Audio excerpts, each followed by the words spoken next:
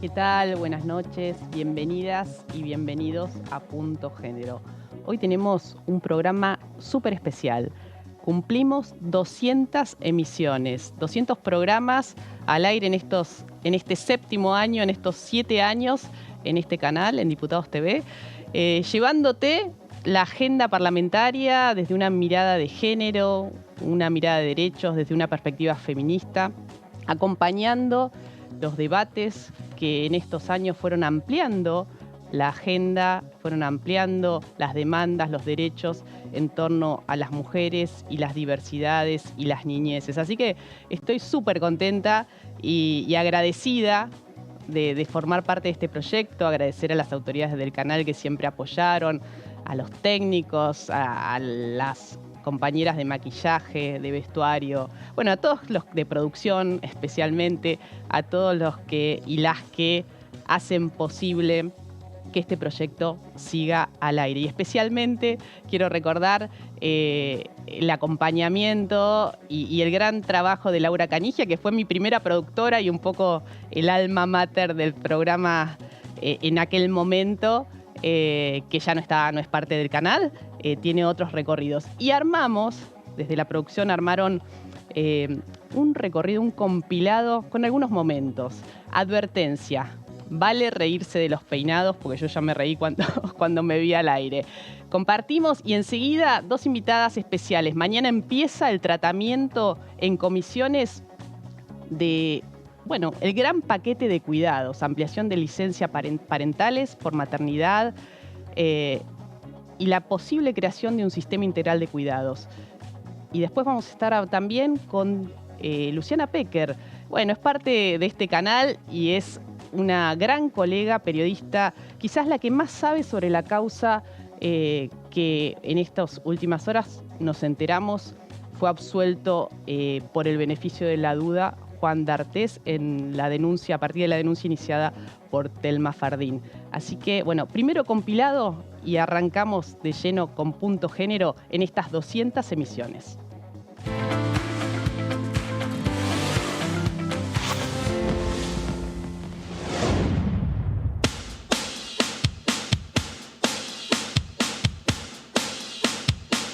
Bienvenidas y bienvenidos a un nuevo programa de Punto Género, un punto de encuentro para acercarte los temas que se debaten en el Congreso desde una mirada de género. Y finalmente lo logramos. Bienvenidas y bienvenidos a Punto Género. Qué lindo estar de vuelta. Así te presentamos el programa.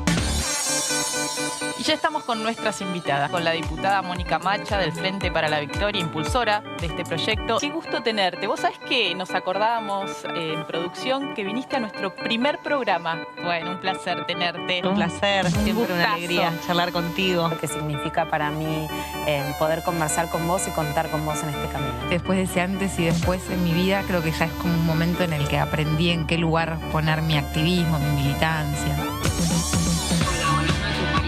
Trabajando mucho porque la implementación de la ley Micaela se haga realidad. Todos poniendo el mayor esfuerzo, haciendo todo para cuidar a todos. El famoso cupo, ¿no? que puso a la Argentina en un lugar expectante en relación a la participación de las mujeres. Me parece que esto pesó mucho. Las demandas se fueron elaborando en una serie de reuniones de distintas organizaciones y colectivas. La historia de nuestro movimiento trans y travesti. Y entendimos que era un proyecto que merecía ser aplicado en todo el territorio argentino. Qué ganas de seguir viendo, ¿no? Acá en Punto Género. Chao, buena semana.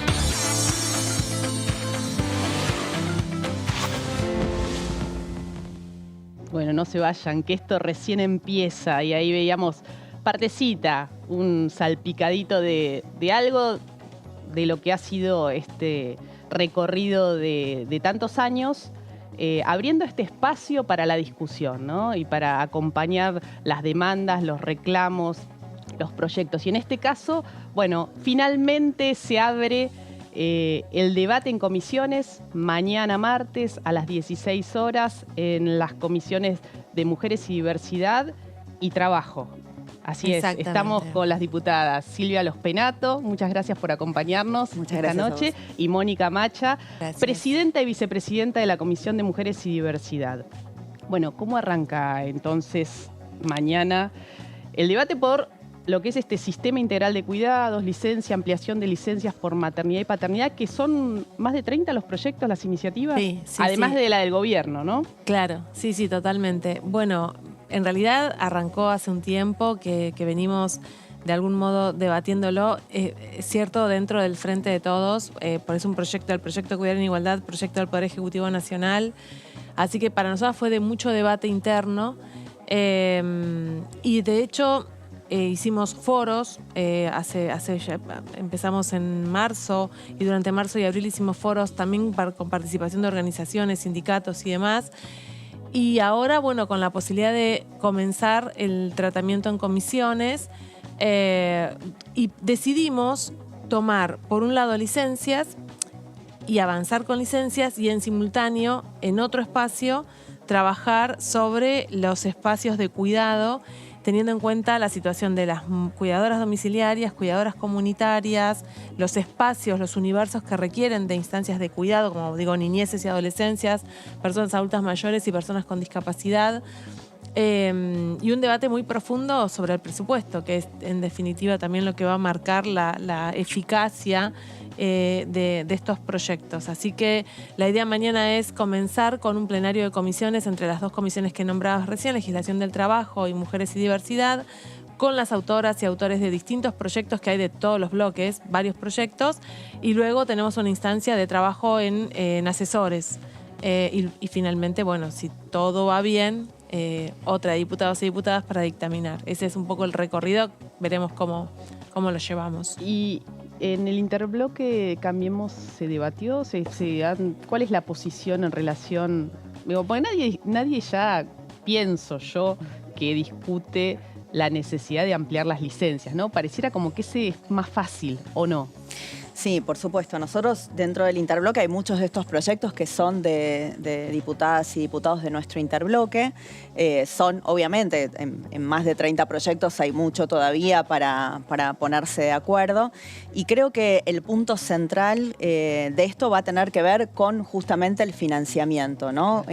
¿Cuál es el financiamiento que podemos destinar, que puede destinar la Argentina a algo tan necesario como es aumentar los días de licencia? Tanto para las mujeres como para los varones, para los gestantes y los no gestantes, para las familias que adoptan niños. Y bueno, y entonces creemos que esta discusión se tiene que dar acompañada del debate, que para mí no es un debate solamente sobre esta ley, ¿no? Yo creo que el Congreso tiene que pasar a una instancia superadora de que cualquier proyecto que implica gasto público tiene que tener, digamos, una buena presupuestación, se tiene que decir de dónde van a salir esos recursos, ¿no? Hay que legislar con mucha responsabilidad fiscal, sobre todo en circunstancias como las que estamos atravesando, con problemas serios económicos en la Argentina. Pero de que el tema es prioritario no hay ninguna duda, de que nosotros también creemos que hay que avanzar en esto no hay ninguna duda, y sobre todo yo vengo hace mucho tiempo, y esto lo compartimos con Mónica y con la mayoría de quienes integramos la Comisión de Géneros y Diversidad de la Cámara, sosteniendo que el verdadero nuevo compromiso feminista que tenemos que forjar entre todas tiene que ver con la autonomía económica de las mujeres y con la inserción de las mujeres en el mercado laboral y la mejor inserción de las mujeres que hoy están participando del mercado laboral en condiciones de informalidad. Claro. Y ese desafío tiene varios capítulos. Licencia es uno de esos capítulos y cuidados probablemente el otro de esos capítulos. Así que me parece que hacia ahí tenemos que ir y tendremos que debatir y encontrarle, y sobre todo encontrarle la forma de financiar. Digo, no es que no existan recursos para esto, los recursos están a veces asignados a temas menos prioritarios que este, y me parece que tenemos que dar el debate y lo tenemos que dar de cara a la sociedad.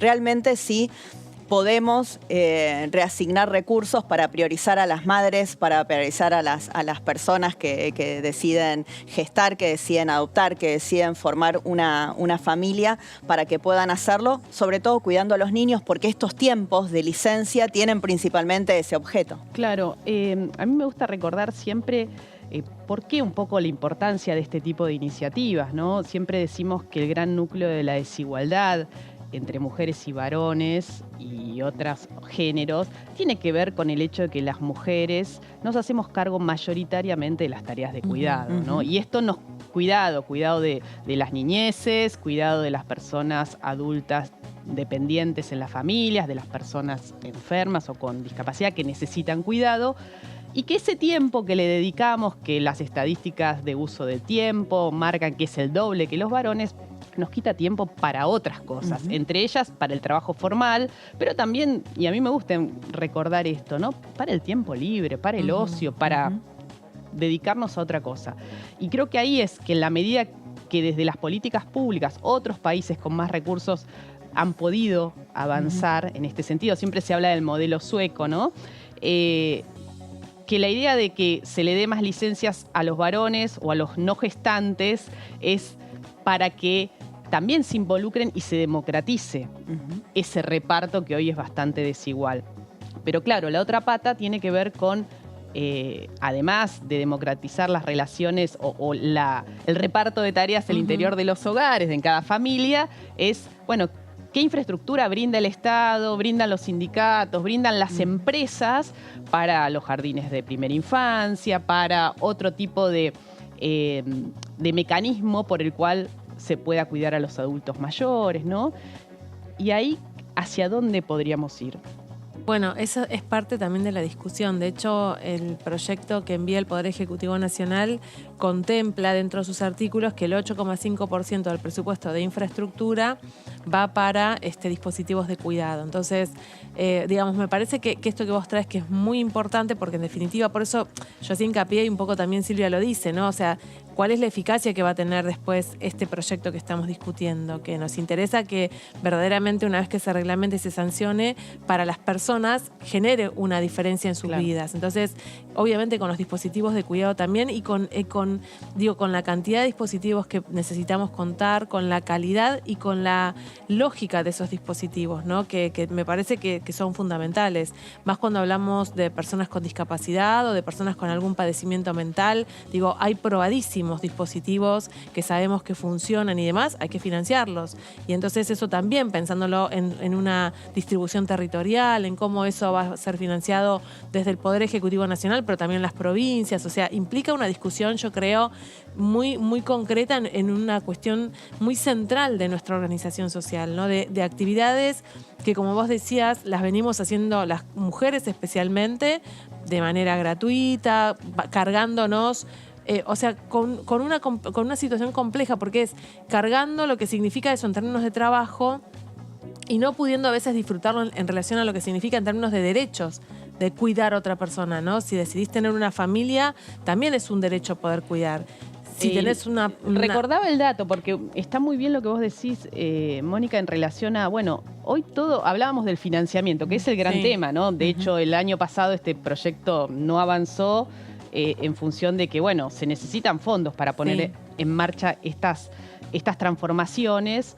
Hoy la ley de contrato de trabajo establece apenas 2 días de licencia para el padre, no contemplan las nuevas familias, 2 días igual que por mudanza. A mí me gusta enfatizarlo porque digo, más allá que hay convenios colectivos y sindicatos que lo han modificado, lo han ampliado, pero lo cierto es que eso es lo que dice la ley de contrato de trabajo. Ahora, es cierto, se necesita financiamiento, eso es. Pero hoy ese financiamiento lo están poniendo la mayoría de las mujeres. O sea, de forma gratuita. La medición que hizo el Ministerio de Economía marcó un 16% del PBI.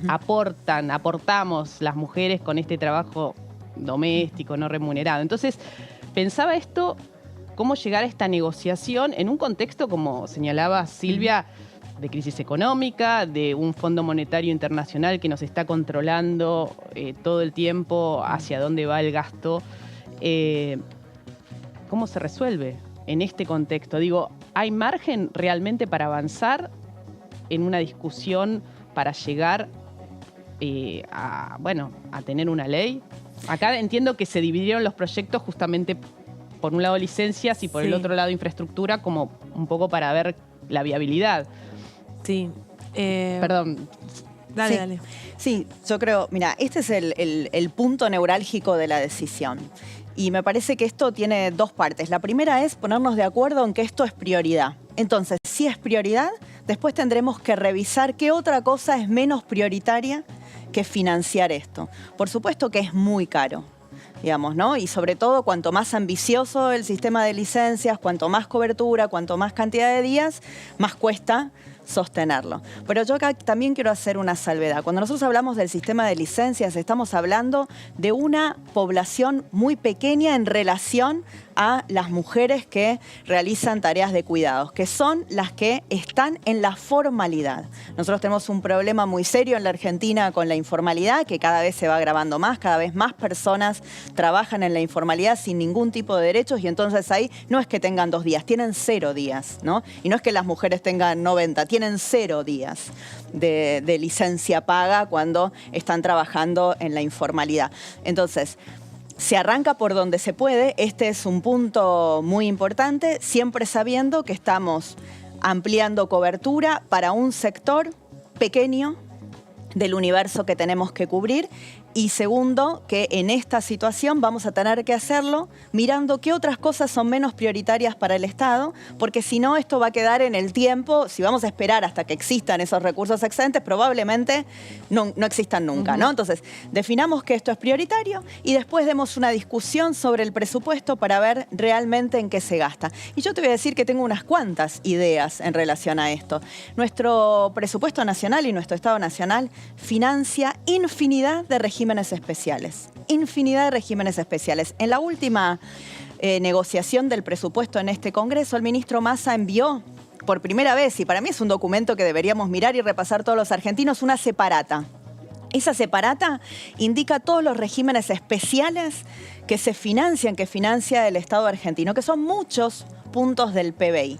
Entonces tendremos que mirar si realmente eso es donde queremos seguir gastando o si podemos utilizar algo de ese dinero que hoy se dispone para beneficios sectoriales, que en algunos casos benefician a pocas empresas, a algunos productos, a algunos consumidores, digamos, ¿no? Pero que no son generales, por eso están justamente en esa separata, en lugar de beneficiar al universo de mujeres, de personas gestantes que necesitan claramente de esta mejora en las licencias y que también necesitan de la otra parte, que es el sistema integral de cuidados, porque lo que nosotros queremos es más mujeres que puedan acceder al mercado laboral y que además excedan en mejor condición, ¿no? En condiciones de formalidad. ¿Hay chances entonces de dar esta discusión este año? Año electoral, sí, ¿no? La discusión la vamos a dar. Nuestra intención es poder avanzar y poder, sí, obviamente tratarlo en el recinto. O sea, la discusión, lo de mañana es un inicio y bueno, vamos en esa línea de trabajarlo para poder lograr.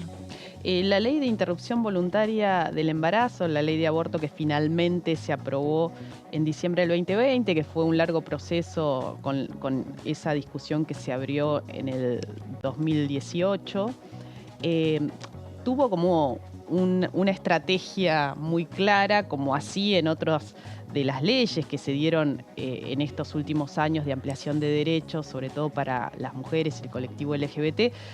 Se habló del grupo de las sororas en algún momento, ¿no? Esta cuestión de que, bueno, son proyectos que se impulsan transversalmente. Se está trabajando, digamos, la idea es reflotar de alguna forma esas alianzas que tal vez, bueno, por contextos políticos se han desarmado, para pensar, bueno, en qué nos ponemos de acuerdo, sabiendo que, bueno, ha costado mucho que el Congreso tuviera quórum a lo largo de las sesiones extraordinarias, por ejemplo, porque no había forma de que oposición y oficialismo pudieran avanzar en algunos puntos. Digo, estas cuestiones que tienen que ver, bueno, con mejorarle la vida a las mujeres y en términos generales a la sociedad.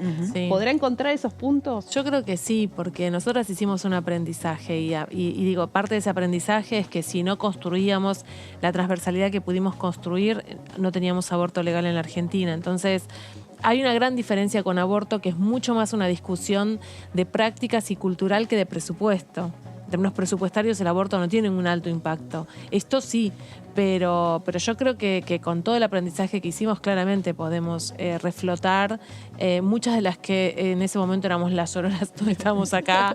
Así que digo, creo que en ese sentido sí, porque sabemos además que yo creo, digo, hablo por mí, pero en algún punto incluyo a otras colegas y creo que nosotras sabemos que si no estos temas no los priorizamos nosotras, no los profundizamos nosotras, no lo va a hacer ningún compañero de bloque o de donde sea. Digo, me parece que en eso también tenemos claridad. Sí, y te voy a decir más. Yo creo que como esta discusión va a ser una discusión por el presupuesto, por el reparto de los fondos públicos y las prioridades de los fondos públicos, probablemente las discusiones van a ser con, digamos, la Argentina corporativa, ¿no? Uh-huh. Una Argentina corporativa generalmente, digamos, encabezada por varones que han hecho del Estado y la negociación de cada presupuesto una búsqueda de beneficios sectoriales. Y yo creo que esto lo tenemos que discutir para esta política y para todas. Pero primero pongámonos de acuerdo en que esto es una prioridad para el desarrollo de la Argentina. Estos no son recursos que se van a perder, sino que son recursos que van a multiplicar los ingresos del país. Más mujeres. Inversión. Es Creo una que inversión. Hay que cambiar el término en que no es un gasto, sino que es una inversión. Son recursos que se van a multiplicar en la medida en que nosotros podamos acompañar esto de una estrategia de aumento de la participación de las mujeres en la PEA. Miren, hoy 1 de cada 2 mujeres en la Argentina no trabaja ni busca empleo. Y eso tiene que ver con la cantidad de barreras de acceso al empleo y sobre todo con la bajísima remuneración. La mayoría de las mujeres se insertan en el sector informal. El sector informal, digo, hoy tenemos depreciado. El empleo doméstico es el mayor empleador de mujeres en la Argentina. Claro. El 20% casi. Sí. Hoy tenemos depreciados todos los salarios, todos los salarios de las personas ocupadas están depreciadas, mucho más, digamos, los que trabajan en la informalidad, que es donde mayoritariamente se insertan las mujeres. Un plan de crecimiento de cualquier fuerza política no puede ignorar a las mujeres.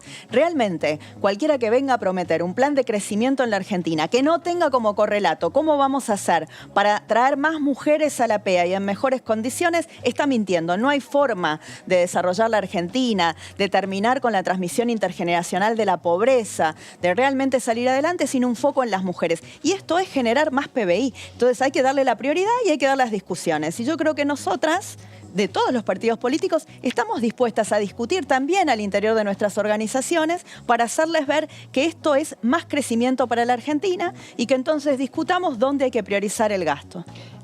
Pensaba cuando hablabas de la discusión y las presiones corporativas a la hora de debatir el presupuesto siempre, hace 15, 20 años que se vienen presentando proyectos en el Congreso para ampliar las licencias por paternidad. Hubo uno que en el Senado llegó a tener media sanción y no avanzó, que la ampliaba 15 días.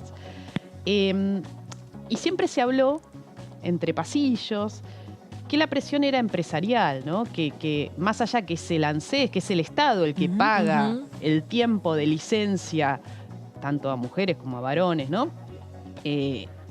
Sí había una presión de las empresas porque no querían otorgar este beneficio o este derecho, mejor dicho, más que beneficio, sobre todo a los varones, ¿no? Pensando que, se van a tomar, el proyecto lleva paulatinamente el del gobierno a 90 días. Pero, a lo largo de 8 años. A lo largo de 8 años. Entonces que van a tener que reemplazarlos, más allá que el Estado sea el que pague, de alguna forma reemplazar seguramente ese lugar. ¿Existe hoy viene persistiendo este lobby empresarial para seguir silenciando este debate? A mí por el momento no me ha llegado, pero eso no quiere decir que a medida que avancemos en el debate no aparezca. Creo que este momento tiene una particularidad y es que hay una discusión cultural sobre todo esto, ¿no? Tal vez en otros momentos no existía ese acompañamiento social y cultural. Y yo creo que en ese sentido, hablamos de una inversión económica, también es una inversión en salud mental, es una inversión en cómo queremos, en cómo pensamos la crianza de las nuevas generaciones. O sea, hay padres que reclaman la licencia. Hay un grupo de padres paternar sí, que, es su derecho también para compartir más tiempo, ¿no? En las crianzas. Entonces yo creo que eso también es esa demanda, tanto de varones como de una sociedad que dice, construyamos la corresponsabilidad, cuidemos también que los varones puedan cuidar y demás, genera un campo social distinto a la hora de tratar un proyecto de estas características. Igual no quita que después en una corporación aparezca quejándose, pero me parece que hay condiciones sociales y culturales diferentes. Bueno, entonces mañana a las 16 empieza esta discusión importante, histórica, ¿no? En 2 comisiones, estos proyectos que son alrededor de 30, vinculados a licencias, ampliación de licencias y este sistema integral de cuidados, de políticas de cuidado, como un derecho. Así que es importante que vos también estés atenta y atento a este debate, porque como planteó la diputada Los Penato, como planteó también Mónica Macha, bueno, se trata de ver cómo repartimos la torta y si esto, siendo prioritario, en ese reparto decidimos que hay que invertir para distribuir mejor las tareas y la posibilidad de crianza más democrática al interior de las familias, para que haya más espacios en el ámbito del Estado, en el ámbito público, pero también los sindicatos, las empresas, que garanticen políticas que permitan de alguna forma conciliar la vida laboral y familiar de otra forma, para que sea un poco más justa. Muchas gracias, Muchas gracias por habernos acompañado. Mira, este miércoles, recordá, lo veníamos contando en el programa, es la primera marcha nacional acá frente al Congreso. A las 17 horas está convocada contra la violencia obstétrica. Más de 80 organizaciones vienen trabajando y convocando con este lema: mi parto, mi decisión. La convocatoria es con vestimenta de color rojo. Las hemos escuchado acá en Punto Género en varias oportunidades y te compartimos un fragmento de esa presencia en el programa.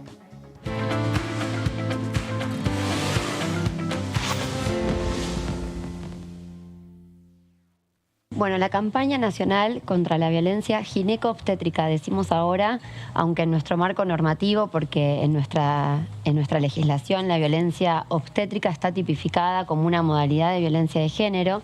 En realidad, desde las organizaciones de la sociedad civil queremos ampliar el concepto y hablar de violencia gineco-obstétrica para hablar de muchos procesos de la vida sexual, reproductiva y no reproductiva de las mujeres y personas con capacidad de gestar, que están marcadas por diferentes formas de violencias naturalizadas y sistemáticas dentro de lo que es el sistema de salud, ¿no?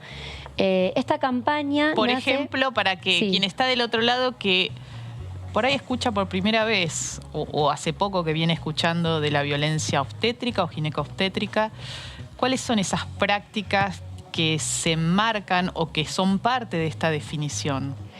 Bueno, nuestro marco legal habla de trato deshumanizado, o sea, maltrato verbal o físico.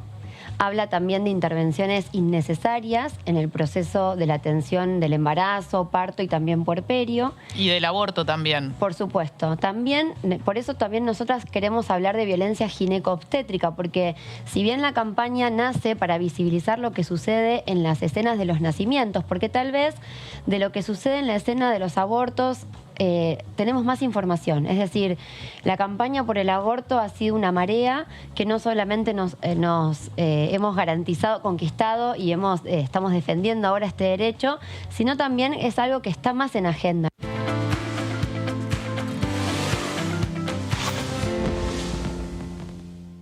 Bueno, ahí otra partecita, otro fragmento del recorrido de Punto Género en estos 200 programas, este más reciente, con esta convocatoria a la primera marcha nacional contra la violencia gineco-obstétrica, este miércoles a las 17 frente al Congreso y en otras ciudades del país.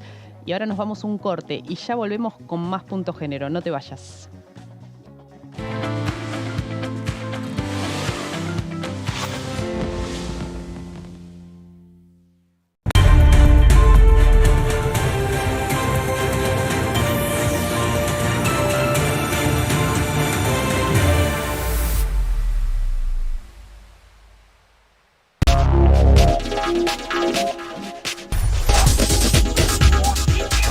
Mundo Villa, martes, 23 horas.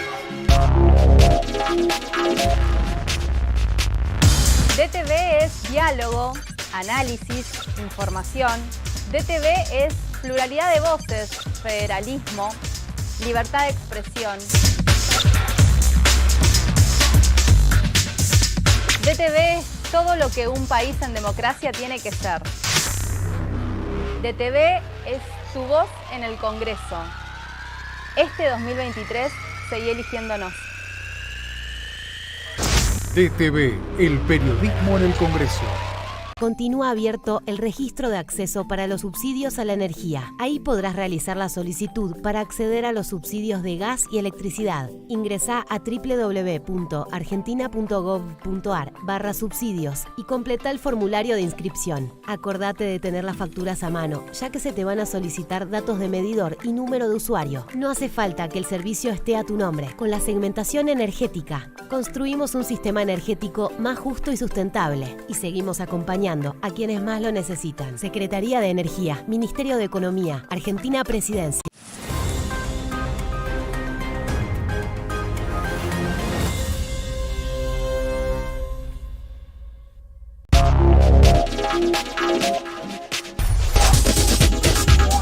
Ecoagenda, jueves 23 horas.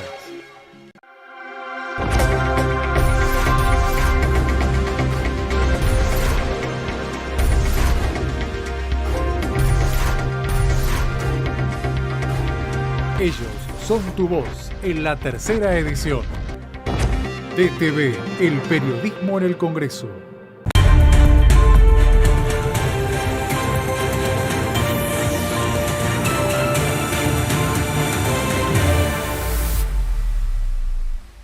Integrante de la Red PAR y madre de la Red de Familias Monomarentales, Cecilia Bertolino. ¿Cómo estás, Ceci? ¿Qué tal? Un gusto saludarte. Hola, Mariana, igualmente. Felicitaciones primero por los 200 programas. Fundamental tu programa. Bueno, un gusto tenerte del otro lado. Cecilia integra Identidad Feminista también, es periodista y nos comunicamos con ella, está en Pinamar, donde vive. Contanos de qué se trata esta convocatoria entonces, para quienes no la conozcan todavía y quieran sumarse, cómo tienen que hacer, cuál es el objetivo. Bien, gracias, Mariana. Venimos hace rato militando el incumplimiento alimentario para visibilizarlo. Vos fuiste parte de esta agenda y nos ayudaste un montón. Sobre todo en pandemia, que pudimos organizarnos colectivamente. Somos, digamos, muchas activistas en mi caso, desde mi medio, pero junto a compañeras desde organizaciones a nivel federal, ya a este punto, digamos. Y bueno, lo que venimos haciendo es tratando de poner en agenda mediática y política y social. Entonces creemos que ya es el momento y este 3J estamos preparando esta movida que viene de México, de compañeras mexicanas. Te quiero contar una perlita en el sentido que hoy estuve entrevistando a Diana Luz Vázquez Ruiz, que es la mamá que creó esto en México, digamos que se le ocurrió un día harta y empezaron, y ya hoy, después de un año, 33 estados tiene México, de los cuales 22 ya tienen tendederos manifestando. Bueno, nosotras estamos iniciando esta movida en Argentina, lo tomamos de ellas como un modo de visibilizar, pero además para sacudir a las mamis, a las mujeres que estamos y que están sufriendo esta violencia enorme, que no es solo económica, que es de muchos sentidos, también psicológica, donde las infancias, nuestros hijos se ven afectados obviamente en su desarrollo, nos vemos todas afectadas y ya con esta coyuntura encima te imaginarás cómo estamos. Así que convocamos a todas las organizaciones del país que se puedan y quieran sumar a hacer tendederos de deudores alimentarios. Esto es colgar una soga en una plaza pública. Nosotras vamos a estar en Cava y en otras localidades, si querés ahora te cuento, colgando las fotos y ya estamos recibiendo. La que no quiere llevar la foto puede llevar los datos. Decimos 4 datos: nombre y apellido del incumplidor, cantidad de hijos que abandonó, años de reclamo en el sistema judicial, que es un sistema que nos revictimiza y nos enreda en un laberinto, pasan los años y no pasa nada, y el juzgado donde cursa la causa. Esta movida en Cava, Mariana, va a estar el 3J a partir de las 10 de la mañana frente a tribunales, en la plaza de tribunales. Y después vamos a estar replicando en cada localidad. Invitamos a todas las agrupaciones que lo hagan. O sea, nosotras somos las que tiramos el mensaje y empezamos con la movida. De hecho, dentro de la red de familias monomarentales donde yo estoy, hay unas compañeras de Salta, de una colectiva que se llama Género y Trueque, que ya lo hicieron el año pasado en Salta. Muy, muy, muy humilde, así, muy simple, pero lo empezó. Ceci, vos venís militando, dándole visibilidad a esta problemática, articulando con otras organizaciones para que esto, se sienta, ¿no? Que la sociedad tome conciencia de que esto no es una queja, sino que es otra forma de violencia de género, en este caso violencia económica. Se aprobó, se le dio media sanción el año pasado un registro nacional de deudores alimentarios. Hay registros en las provincias, en municipios. ¿Cuál es la mirada que tienen ustedes en relación a este tipo de iniciativa y qué haría falta desde un ámbito como el legislativo? Ya sabemos que la justicia es un laberinto que las revictimiza, que las maltrata, que no les da respuestas. ¿Hay salida? ¿Hay posible respuesta para solucionar este problema? Sí, mira, Mariana, nosotras consideramos que hay por lo menos 2 caminos que deben ser abordados con seriedad y urgencia. Uno es el judicial, digamos que lo que vos mencionaste es cierto, y de hecho hay proyectos por ejemplo, desde el Ministerio de Provincia y grandes equipos de mujeres que están ahí adentro, están impulsando una ley. Se anunció el índice de crianza que si sale por ley va a estipular un piso para que los jueces puedan establecer mínimos de cuotas alimentarias y no lo que está. Todo eso que va por que son medidas para cuando uno llega a judicializar la cuota, ¿no? Que no todas llegan, porque ese es otro tema, pueden impulsar, pero lo mismo que el registro de deudores alimentarios, que le falta la media sanción en Senado, que si sale. Pero vos también sabés que el levantamiento de los registros hasta ahora no dieron resultado. O sea, además el acceso al registro. Mira, en mi caso yo tengo 10 años de criar sola, 3 hijas y 6 años de reclamo en el sistema. Y recién hace unos meses logré que lo inscriban. O sea, ¿y paga? Y pasé por 5 abuelos. No conseguiste que pague tampoco. No, y además la última cuota estipulada el año pasado, hace un año, por la jueza de Pinamar, fue de 40.000 pesos por 3 hijas. ¿De qué estamos hablando? Claro, es como es un tema enorme, porque las mujeres que lo padecen, que padecen esta violencia económica, como en tu caso, sabemos que el costo personal, físico, psíquico, es enorme, y son ustedes las que están ahí, acompañando estas crianzas en soledad, no por decisión, sino por obligación. Entonces, recordamos la convocatoria. ¿Hay alguna red, querés dar alguna dirección Sí. para que la sigan en Instagram o quien quiera tener más información?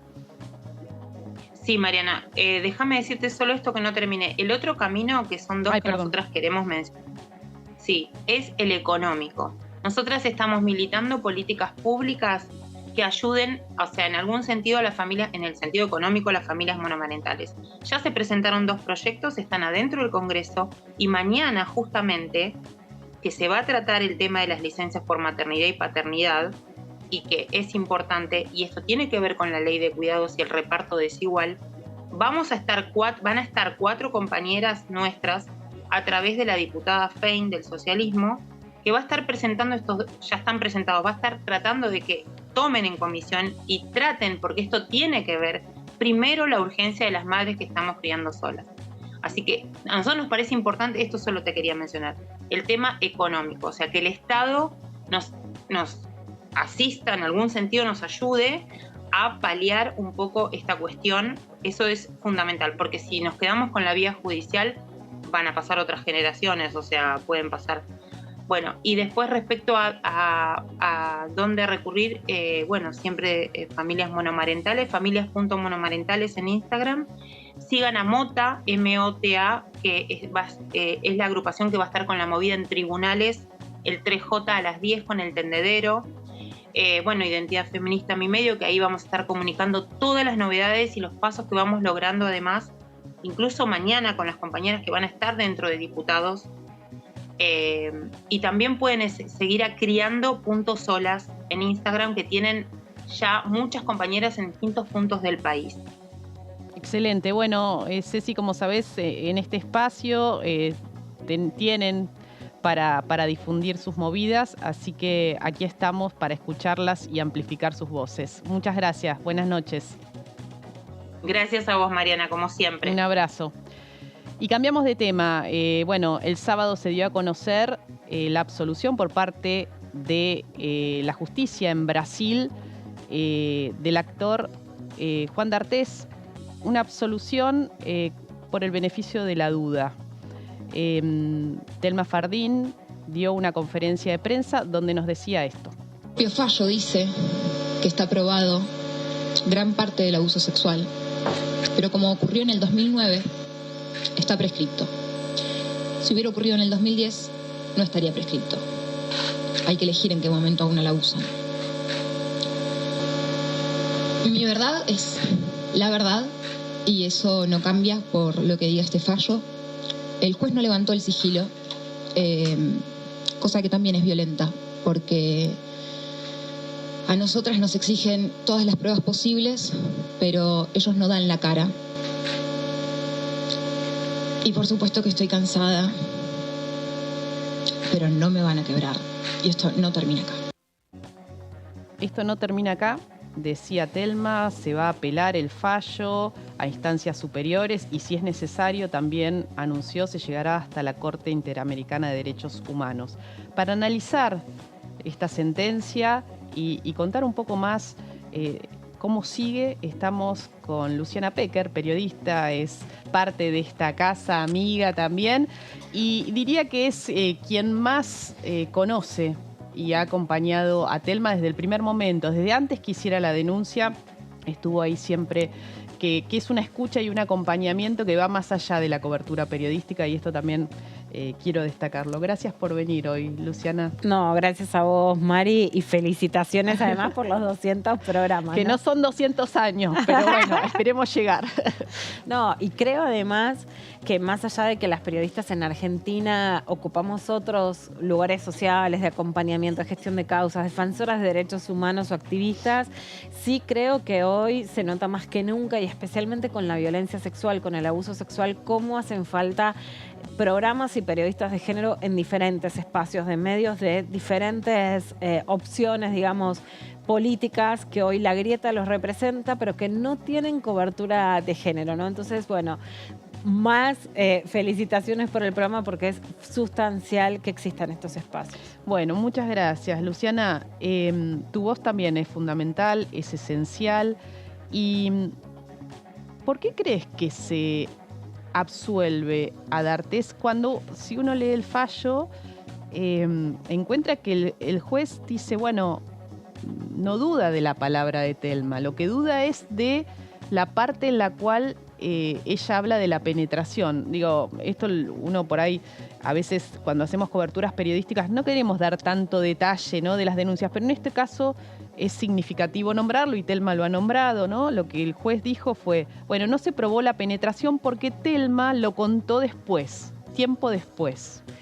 Pero sí se prueba o es creíble o es coherente todo su relato en relación a otras situaciones que pasaron en ese episodio cuando ella tenía 16 años, el 45, en el último día de la gira de Patito Feo en Nicaragua, que tienen que ver con situaciones muy graves de la penetración de los dedos en la vagina, de besos no consentidos, o sea, situaciones que constituyen abuso y para nuestro ordenamiento jurídico también es un acceso carnal, ¿no? ¿Qué pasó? ¿Cuál es la mirada de este juez, que es un juez que no fue el que escuchó, además, a las testigos y a los testigos que declararon a lo largo del juicio, sino que es un juez que vino a dictar sentencia, un juez suplente? ¿Por qué no le da veracidad y por qué crees que si esto es, pensás que es una maniobra o que, bueno, o de buena fe considera que no cumple con los estándares que la justicia te exige para probar un abuso, ¿no? Que también ahí hay toda una trampa porque favorece la impunidad. Exactamente, Mari. Yo tengo serias sospechas de de las influencias en esta sentencia, ¿no? Creo que es una sentencia que tiene bases jurídicas de hace por lo menos 2 siglos, porque ya no del siglo XX, sino del siglo XIX. Entonces, la verdad es que sospecho de un juez que entra a último momento a una causa que ya tendría que haber sido presencial, ¿no? Que es virtual por la pandemia, incluso en los últimos momentos cuando ya la pandemia no ameritaba que sea a distancia. Entonces me parece que Brasil dice, nosotros no queremos ser sinónimo de impunidad porque recordemos que D'Artés puede irse de la Argentina porque es ciudadano brasileño. ¿Qué hubiera pasado si no hubiera sido ciudadano brasileño? Estaría preso. ¿Por qué? Porque el delito se denuncia en Nicaragua, porque los hechos suceden en Nicaragua. Nicaragua pide una captura a través de Interpol donde había una alerta roja. Si hubiera estado en Argentina, Argentina extradita. Brasil no extradita a sus ciudadanos, algo similar a lo que pasaba con Irán en un caso como lo conocemos en la Argentina por otras causas. Bueno, se juzga en Brasil no por una denuncia de Telma, sino porque lo inicia un fiscal porque dice concretamente que no quiere que Brasil sea sinónimo de impunidad en la violencia sexual. Bueno, yo creo que hoy Brasil es sinónimo de impunidad en la violencia sexual. Que un juez diga que el abuso está probado de diferentes maneras, pero que no puede probar la violación agravada porque no está probado el acceso carnal, ya es grave porque el abuso no es solo por eso. Después, que sea un juez suplente que entra a último momento, que escucha los testimonios como si viera una película, ¿no? Y, por supuesto, que considere que un abuso solo es, o una violación agravada solo es agravada si hay acceso carnal. La violación agravada, por ejemplo, en Nicaragua y en Argentina, era por la relación de diferencia de edad, 46 años Juan D'Artés, 16 años Telma Fardín, y por la relación de superioridad en el trabajo. Juan D'Artés, cuando se va de esa gira, le dice a Telma Fardín, vos conmigo siempre vas a tener trabajo. Y entonces sin él, ¿qué es? Que no va a tener más trabajo. O sea, la violación agravada, la consideración de agravante es por otras causas que no tienen solo que ver con la penetración o la no penetración. Más allá de que a esta altura tenemos que hablar claro, también es ofensivo estar hablando en estos términos. En la Argentina hoy los abusos no se miden, por supuesto, por el acceso o no por el acceso carnal. Eso está bueno recordarlo. Para pensar un poco, yo decía, ¿cómo desde el propio Código Penal, que son los acuerdos que se hacen para lo que se considera delito o no, se ha contribuido a la naturalización del abuso sexual? Digo, a lo largo de la historia. Recién en el año 1999, este Congreso modifica la ley, el Código Penal, y cambia el capítulo que incluía las agresiones sexuales. Era un capítulo que se llamaba de delitos contra la honestidad, y se cambia a delitos contra la integridad sexual en el 99. Y recién en el 99 se incluye que la violación, el acceso carnal, lo que comentabas, puede ocurrir por distintas vías y con un objeto. Digo, hasta ese momento era solo la penetración. Ahora, no fue, digamos, suficiente esta reforma, que en el 2017 hay otra para reafirmar y dar más detalle, casi que faltaba un dibujito para que lo entendieran los jueces y las juezas, porque muchas veces todavía había controversias si una felatio o no era violación, ¿no? Y yo digo, esto es como lo que va instalando culturalmente la naturalización, y es la otra cara de la impunidad, ¿no? Acá, bueno, es la interpretación de un juez que llega así de última y considera que no es suficiente. Y me parece que ahí también es importante aclarar que lo que dice el juez es, el juez no contempla que una víctima de abuso, y vos que has seguido muchas veces y acompañado, a veces demora mucho tiempo y encapsula el recuerdo del hecho traumático, que es lo que le pasa a Telma. Telma encapsula parte de ese relato y lo cuenta bastante tiempo después. Quizás a sus amigas, compañeras de elenco, le contó estos detalles que el juez habla de actos libidinosos, ¿no?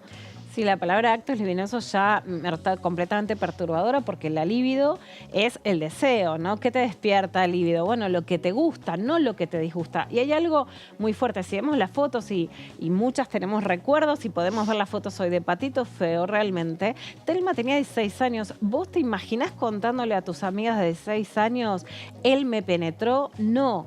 Entonces, justamente mi hija de 17 años me decía, ¿cómo se prueba una violación? ¿Qué vas a tener fotos? ¿Vas a tener el ADN en una denuncia que hace justamente 10 años después? A Telma, de hecho, le hacen pericias en Nicaragua, donde además ven situaciones físicas que son alarmantes, pero además de eso, ¿cómo se va a juzgar si una chica contó no a los 16 años a 2 amigas y que eso le quita credibilidad? Eso atenta contra Telma, contra todas las denuncias de abuso. Por supuesto, eso no pasa en la justicia argentina, no porque la justicia argentina, digamos, la vamos a felicitar, sino porque los casos que están sentenciados de violencia sexual, ¿no? Tanto los de la dictadura es porque le creemos a la víctima. El caso del futbolista Zárate es porque se le cree a la víctima, no porque haya otras pruebas, ¿no? Y así pasarían todos los casos. Pero además, Mari, a mí sí me parece que acá hay que denunciar que pasa algo mucho más grave que la impunidad, que ya es grave. Que lo que se está buscando hoy es el silenciamiento de las víctimas de abuso sexual y de las periodistas que escribimos, contamos, decimos y acompañamos, en el caso de América Latina, a las víctimas de violencia. Vos dijiste en la conferencia, contaste algo muy personal y muy grave que tiene que ver con que tanto vos como Telma han sido amenazadas a lo largo de estos años y hay una causa en la justicia que está investigando estas amenazas. Sí, hace ya más de 2 años que iniciamos una denuncia por hostigamientos en un primer momento, después escalan amenazas. En general, las personas que trabajan en amedrentar en las redes sociales tienen también, cuidado de no entrar en un tipo penal cuando hay una organización. Yo no tengo la menor duda de que hay una organización detrás de las amenazas, por eso lo decimos. Justamente tuvimos silencio todo este tiempo para buscar que haya la mayor cantidad de pruebas posibles. Lo contamos el sábado porque sí creo que hay una situación de riesgo hacia nuestra integridad y hay una situación de riesgo a amedrentar a otras víctimas a que no denuncien. En esta denuncia que está en la Fiscalía de la Ciudad de Buenos Aires se probó que amenazas hacia mi persona, que la mayor amenaza es cuando publico una nota contando los femicidios y digo que hay que regular las armas y me dicen te mereces ser la próxima, es un nick, una persona de Instagram que yo ya sabía las cosas que decía, además tenía información con acceso a la causa, una causa con sigilo, se dice en Brasil, o sea, con un secreto de sumario muy estricto, entonces tiene que ser alguien allegado a la causa, con información allegados a la causa. Era una persona que además me preguntaba cosas personales en relación a la causa y es una persona que se comprueba en esta causa judicial, que lo hace desde un teléfono sacado a nombre de Telma Fardín, o sea, con suplantación de identidad, que lo grave es que también la justicia argentina considera que está prescripto por 18 meses y cuando iniciamos hace 2 años esta causa, a nombre de Telma Fardín, desde un teléfono me amenazan a mí. Tremendo lo que contás. Una persona que está identificada y que tiene además ligazón con las fuerzas de seguridad en la Argentina. Entonces estamos hablando de hechos muy graves de amedrentamiento. Estamos hablando que además fuimos el jueves pasado al juzgado, el sábado se da esta sentencia, y hay 10 teléfonos más sacados a nombre de Telma Fardín. ¿Para hacer qué? Y un teléfono sacado a nombre mío el 15 de marzo de este año. O sea, ahora, no cesan. Esas suplantaciones de identidad sí se pueden investigar. Bueno, ¿sabés qué dice la justicia argentina?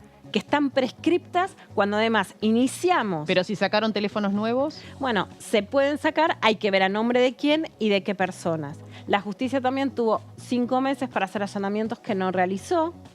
Hay otros llamados de amenazas a Telma Fardín desde agencias de seguridad en la Argentina. Y te dicen que no son acciones constantes y sistemáticas. Entonces, si te amenazan, pueden amenazar. Si te violan, te pueden violar.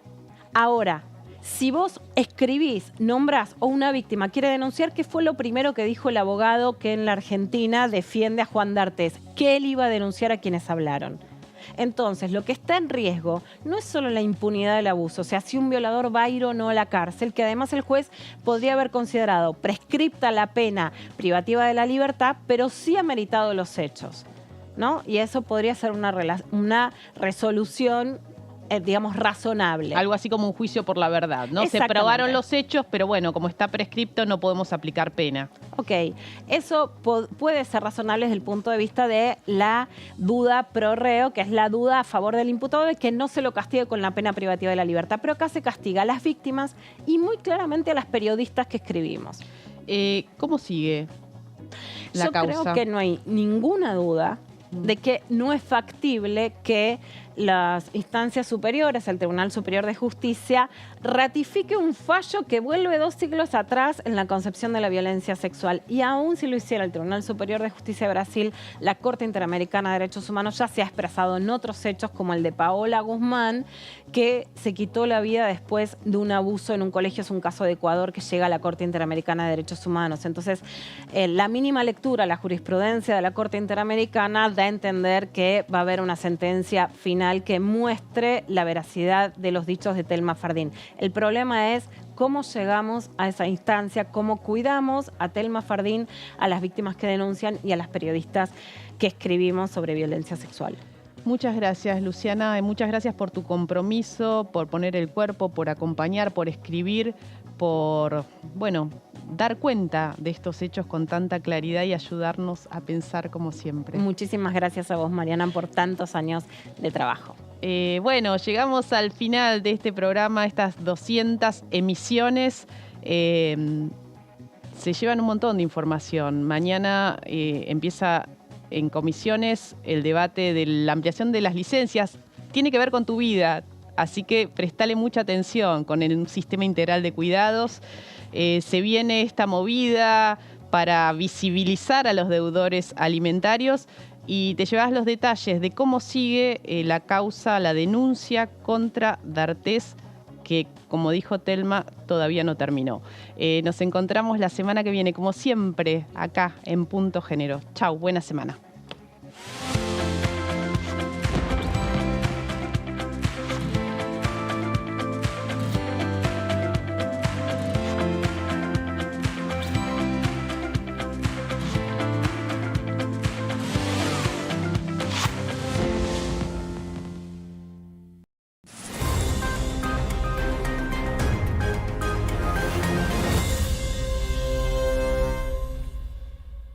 Cuando hagas una compra, paga